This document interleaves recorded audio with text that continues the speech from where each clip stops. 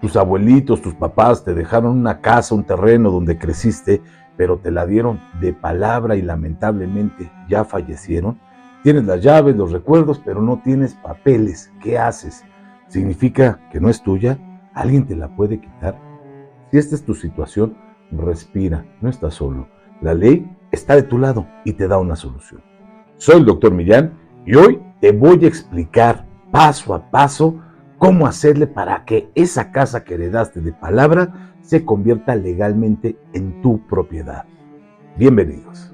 El derecho explicado por el doctor Millán. Bienvenidos. Primero entendamos el problema. Una propiedad sin escrituras es lo que legalmente se conoce como una propiedad irregular. Esto significa que no tiene un título de propiedad inscrito en el registro público de la propiedad y del comercio. Varía el nombre en cada estado. Para la ley, aunque vivas ahí, no eres el dueño oficial, eres un poseedor. Esto te expone a riesgos enormes, pleitos legales con otros familiares, la imposibilidad jurídica de venderla ante notario, heredarla a tus hijos o usarla como garantía de un crédito y pues una pérdida significativa de su valor en el mercado. Pero aquí viene la primera buena noticia. Aunque no tengas la propiedad con un título de propiedad, tienes algo muy valioso que sí te heredaron, la posesión. Vamos a aclararlo con una analogía simple. Imagina que la propiedad es como el acta de nacimiento de tu casa. Es el documento oficial que dice sin lugar a dudas quién es el dueño. La posesión, en cambio, es tener el control físico de la casa. Tienes las llaves, pagas la luz, la pintas, vives ahí como si fueras el dueño y públicamente todos te reconocen así. No son lo mismo, pero ojo, la ley mexicana sí protege al poseedor. Tener la posesión te da lo que llamamos derechos posesorios. Esto significa que tienes un poder reconocido sobre el inmueble y la ley debe mantenerte en esa posesión contra aquellos que no tengan el mejor derecho que tú. Aquí está el punto clave de todo este asunto. Esos derechos posesorios son heredables. Lo que tu familiar te dejó no fue al aire, te heredó el derecho a poseer esa casa. Y ese es el primer escalón que vamos a usar para llegar a la cima. La escritura a tu nombre, el título de propiedad. La ley establece el derecho a la posesión de los bienes que se transmite a los herederos desde el momento de la muerte de la persona. Es decir, si te transmiten los derechos posesorios mediante un testamento. Con esto claro, ¿cuál es el primer gran paso formal? Se llama juicio sucesorio, que puede ser testamentario o intestamentario. No te asustes con el nombre intestamentario, simplemente significa que la persona falleció sin dejar un testamento. Testamentario, pues que lo dejó. El objetivo de este juicio no es darte las escrituras todavía. Su objetivo es que una autoridad, ya sea un juez o un notario, declare formalmente quiénes son los herederos de todos los bienes y derechos que dejó la persona fallecida. En tu caso, el bien principal que se va a heredar son los derechos posesorios sobre la casa o el terreno que tú tienes. Este juicio, aunque puede sonar complejo, se divide en 4 etapas principales que a grandes rasgos son: la denuncia de la sucesión. En esta primera fase básicamente se le avisa a la autoridad que la persona falleció. Presentas documentos clave como el acta de defunción, el acta de matrimonio si estaba casado y las actas de nacimiento de los hijos o posibles herederos para acreditar el parentesco. 2. Inventario y avalúo. Se hace una lista de todo lo que dejó la persona. En tu caso, el activo más importante de esa lista serán los derechos posesorios sobre el inmueble en cuestión. Eso lo puedes acreditar con el contrato privado que tuvo la persona que te dio a ti el bien inmueble. 3. La administración. Mientras dura el juicio se nombra una figura llamada albacea. Piensa en el albacea como el administrador temporal, un representante del difunto, que va a encargarse de repartir la herencia, pero también tiene que cuidar los bienes. Y aquí viene la parte importante: partición y adjudicación. En esta parte es la que más nos interesa, es la etapa final del proceso. La autoridad va a emitir una resolución, una sentencia que dice fulano de tal es el heredero universal de los bienes y derechos, incluyendo los derechos posesorios de este inmueble. Evidentemente, si hay otros herederos, también se pueden repartir. Este documento va a ser tu trofeo, es tu pase de oro a la siguiente fase, a la que nos interesa a nosotros. Ahora te vas a enfrentar y una pregunta que va a ser muy común, ¿no? Este juicio lo puedes hacer con un juez de lo familiar o con un notario público. Tu elección depende de una sola cosa. Si todos los posibles herederos están de acuerdo en absolutamente todo, el camino es del notario público. Es la vía más rápida, pero también más cara. Si todos los herederos son mayores de edad, están localizables y no hay ningún tipo de pleito o bronca entre ellos, algún desacuerdo, pueden acudir juntos al notario. Este proceso es mucho más ágil, pues ya que a menudo toma solo un par de meses y puede ser más económico si lo piensas en términos de días que un litigio. El notario los guía, redacta los acuerdos y al final emite la escritura de adjudicación de los derechos. Pero recuerda, la condición es que no exista controversia alguna con ninguno de los herederos, que no haya ninguna bronca. Aquí inicié explicando el proceso intestamentario. Evidentemente, las mismas 4 etapas son para un proceso testamentario. ¿En qué cambia? A grandes rasgos, algo está es testamentario, hay testamento. Es intestamentario, no hay testamento. El in significa eso, sin. Cuando las personas dicen, es que esa casa está intestada, no significa que haya una bronca, sino sencillamente significa que el titular del bien inmueble pues falleció, no dejó testamento y pues sus posibles herederos no saben cómo resolverlo. Esta es la vía.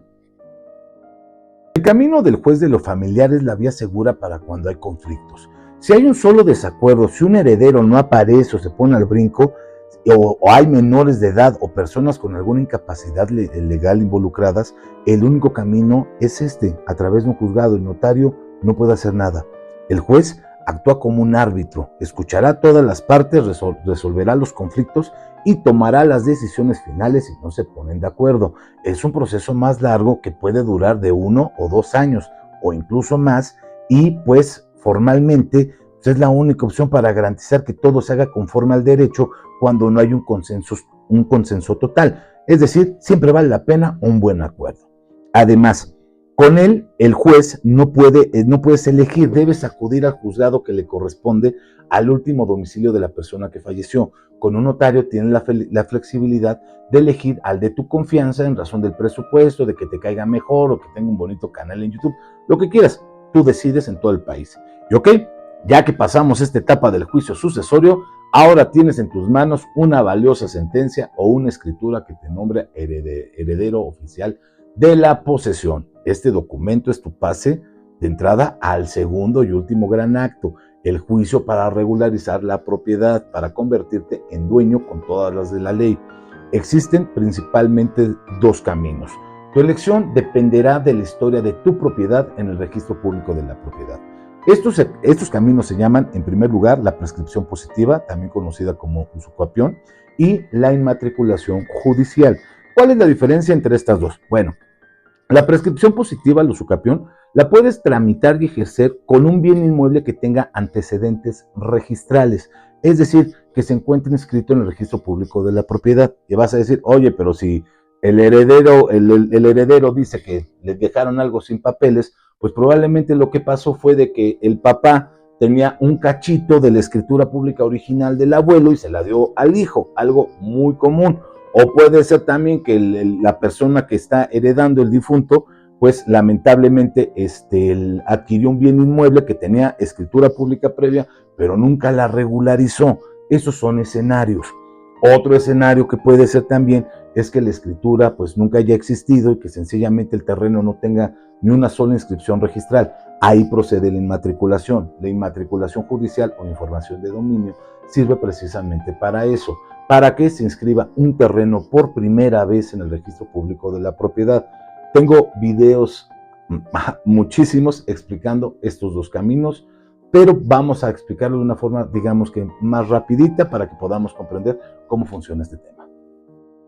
Vamos a la primera opción, que es la prescripción positiva o la usucapión.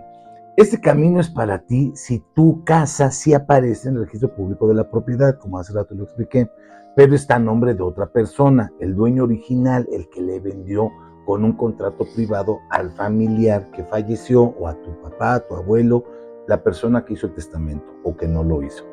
La prescripción positiva es, en palabras sencillas, adquirir la propiedad por paso del tiempo. La ley entiende que quien ha cuidado, mantenido y actuado como dueño de la propiedad de forma continua merece ser reconocido como tal, sobre todo si el dueño original la abandonó o bien falleció, que este sería el caso concreto de este ejemplo. Para que un juez te conceda la propiedad por esta vía debes cumplir 5 requisitos esenciales. El primero, que la posesión sea en concepto de propietario. Debes demostrar que siempre te comportaste como el dueño, no como alguien que rentaba o que tenía el bien inmueble prestado o que fue un invasor.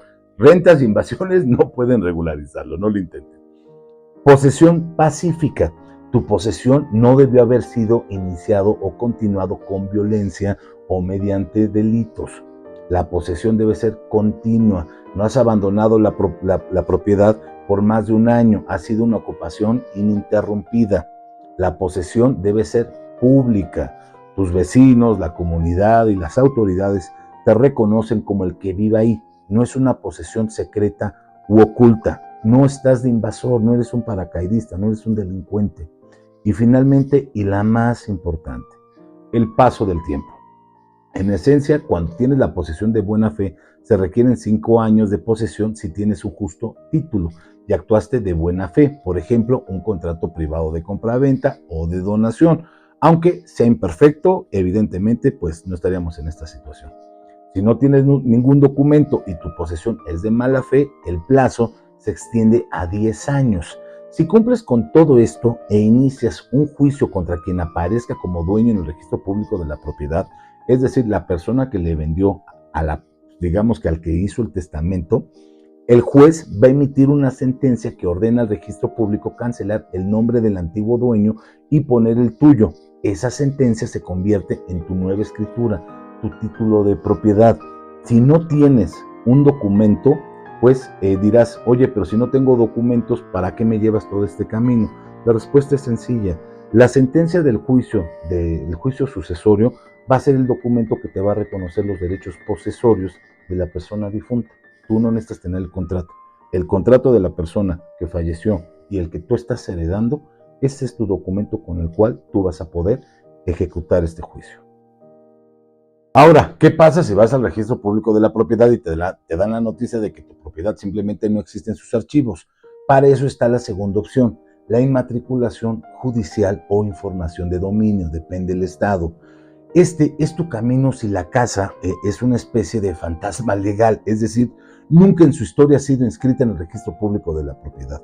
La inmatriculación es literalmente como sacar el acta de nacimiento de tu casa por primera vez. En este proceso es para que el registro público le inscriba y le dé una identidad legal oponible a terceros, es decir, la publicidad. Este trámite puede hacerse por 2 vías, la judicial o a través de un procedimiento llamado información de dominio o información ad perpetuam en algunos estados o por una vía administrativa ante el registro público de la propiedad. Yo te recomiendo que todo sea ante el juzgado. En ambos casos, el objetivo es el mismo, tendrás que probar tu posesión actual, necesitarás documentos, planos del terreno que definan bien sus medidas y colindancias y muy importante, el testimonio de testigos que generalmente son tus vecinos, quien deberán dar fe de que te conocen y te reconocen como el poseedor. El resultado de la inmatriculación judicial o administrativa, dependiendo del estado, lo vuelvo a insistir, es la primera inscripción de la propiedad en el registro público de la propiedad. Es importante señalar que a menudo lo que se inscribe primero es la posesión y una vez que transcurre un plazo, lo que marca la ley usualmente 5 años, esa posesión inscrita se convierte en propiedad definitiva. La posesión y la propiedad no son lo mismo. De entrada, ¿qué vas a requerir para iniciar este tipo de trámite? Primero, vamos a tener la sentencia del juicio sucesorio donde te reconocen y se te otorgan los derechos posesorios de la persona que falleció. Después, vamos a tener que hacer con esa sentencia el traslado de dominio en el catastro del ayuntamiento. Después vamos a tener que acudir al comisariado ejidal para solicitarle una constancia de no afectación a bienes ejidales. Esto para acreditar que es propiedad privada y que no es ejido.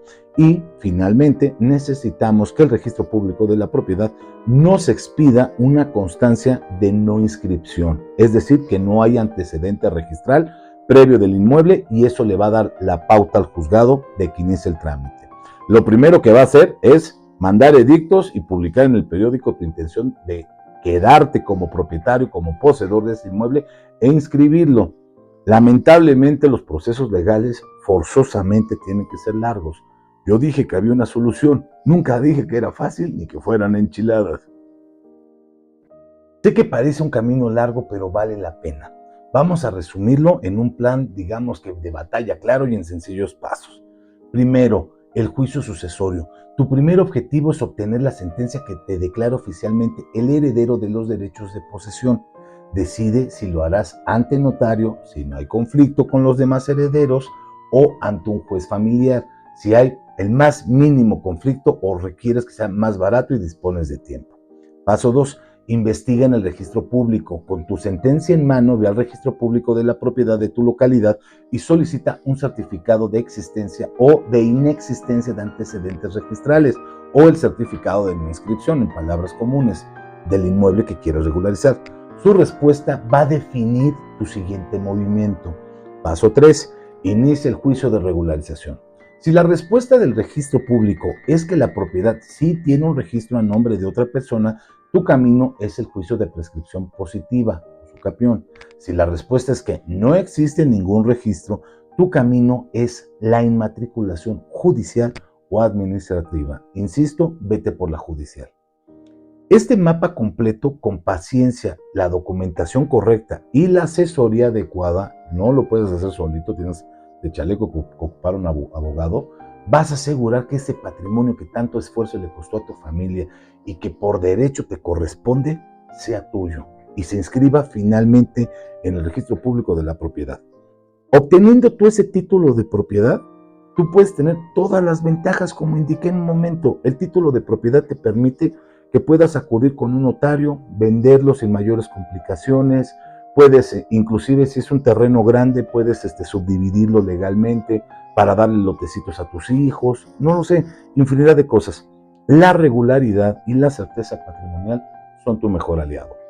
Recuerden que tengo un correo electrónico donde me pueden hacer todas las consultas que necesiten, mandarme documentos para que los revise y con todo gusto se los contesto. En el correo electrónico soy el drmillan@gmail.com. Ahí me pueden mandar un mensajito y con todo gusto se los va a responder.